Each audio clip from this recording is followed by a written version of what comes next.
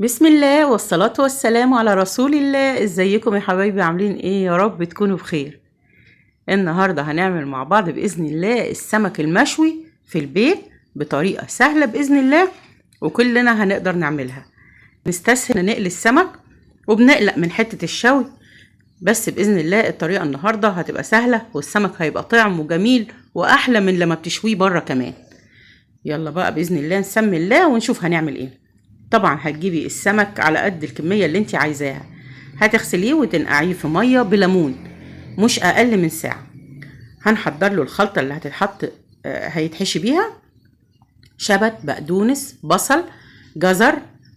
البصل مبشور، وجزر طبعا اللي احنا كنا مفرزينه مع بعض في رمضان قبل رمضان. بتطلعي الجزر بالمناسبة، هتطلعي الجزر جنبك، هتحطيه في شوية مية بس يرجع يستعيد القيمة بتاعته، يستعيد القوام بتاعه، وهيرجع كأنك لسه جايباه حالا. وهنحط فلفل حامي وفلفل بارد لو عايزة، وكمان حوالي 5-6 فصوص من الثوم المهروس. قبل ما ننسى حطينا معلقة من الملح على الردة اللي هي النخالة بتاعت العيش. هنجمع بقى المكونات دي مع بعضها كده علشان نتبلها ونشوف هنعمل بيها ايه.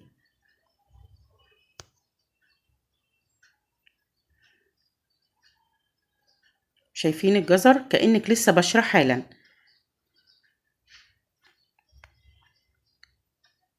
هو بس مجرد زي ما قلت لكم وانا بفرزه ان احنا بنطلعه نحطه في شوية مية على بال ما بخلص جميع المكونات التانية وبظبطها جنبي، بيكون هو رجع للقوام بتاعه كأنه لسه طازة بالظبط. التتبيلة بقى هتبقى ملح وكمون، معلقة كبيرة من الكمون، معلقة من الملح، كزبرة ناشفة اللي هي الكزبرة المطحونة يعني، وكمان فلفل أسمر، وهنعصر ليمونة، ونحط ربع كوباية من الزيت. وكده تبقى الحشوة بتاعة السمك بإذن الله جاهزة وعلى طول على الحشو. بتبقى جميلة لو هتطلعيها تحطيها على الرز أو حتى هتاكليها بالعيش، بتبقى في منتهى الجمال وبتدي طعم وتتبيلة للسمك من جوه حلوة جدا. طبعا السمك علشان هنشويه ما عملناش بقى فيه فتحات من بره ولا حاجة، وممكن كمان تسيبيه بالقشر بتاعه من بره، ما تشيليش القشر بتاع السمك علشان يستحمل معاكي الشوي. هنحشي بقى الكمية بتاعت السمك بتاعتنا بالخلطة الرهيبة دي، وبعد كده نبدأ نشويه.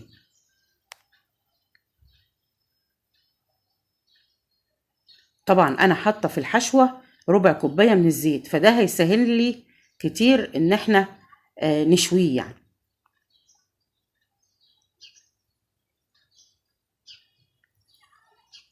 كده انا حشيت الكمية كلها. هنبدأ بقى ان احنا نحطه في الردة اللي احنا حطينا لها ملح.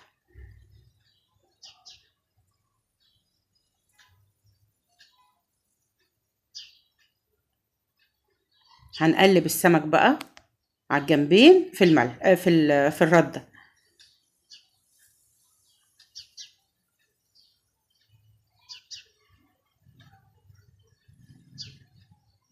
السمك من المأكولات الحلوة جدا اللي الكل بيحبها، بس لو قليتيه وكلتيه بالليل بيبقى متعب للمعدة. لكن لو عملتيه مشوي هتاكليه في اي وقت، خفيف جدا وحلو جدا جدا، ومحتفظ بالقيمة الغذائية بتاعته كمان.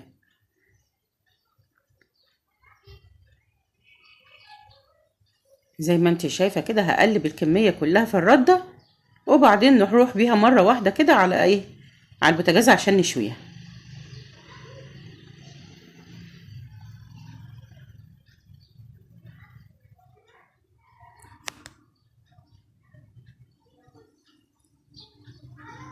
كده تمام، انا خلصت الكمية كلها. هروح بيها بقى على البوتاجاز زي ما انت شايفة كده في صينية على البوتاجاز. هخليها تسخن تماما، يعني انت شايفة اول ما حطيت السمك بدأ يظهر الدخان، معنى كده ان الصينية دي سخنة جدا. مش هحركه بقى لحد ما احس ان هو اتشوى وخد لون من تحت علشان ما يلزقش منك. باقي الحشو اللي حشينا بيه السمك هنضيف عليه ربع كوباية من المية كده، وعلى طول على الكبة هنضربه علشان نعمل الصوص اللي احنا هننزل فيه السمك اول ما يطلع من الصاج بتاع الشوي. هنضربه بقى كده في الكبة ونحاول ننعمه كويس. تمام كده.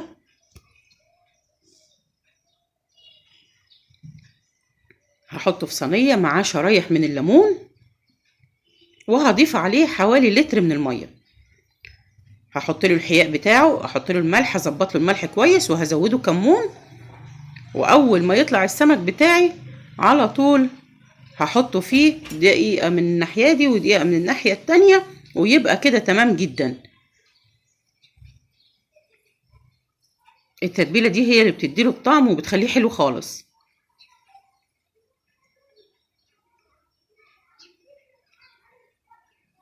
شايفين؟ يعني انا استعجلت عليها فحتة مني اهيت كانت لزقت في الصينية. يبقى انت ما تستعجليش عليها وتستني لما تتأكدي ان هي اتشوت تماما. وكمان ممكن تاخدي من الخلطة اللي احنا عملناها ديت وتحطي عليها وهي في الصينية علشان تتبل اكتر. هنا اهو كده انا كنت صبرت عليها بقى، وكانت الصينية بقت سخنة جدا، فبالتالي ما تلزقش منك وتطلع سهلة وفي منتهى الجمال. على شوية خضرة كده في الصينية بتاعت التقديم وهحطها على طول. وبس خلاص كده خلص السمك بتاعي. هعمل جنبه شوية رز من اللي هو حبة وحبة كده، وكمان سلطة طحينة وسلطة زبادي، وكده يبقى الوصفة بتاعتي خلصت النهاردة في منتهى الجمال. شكرا لكم والسلام عليكم.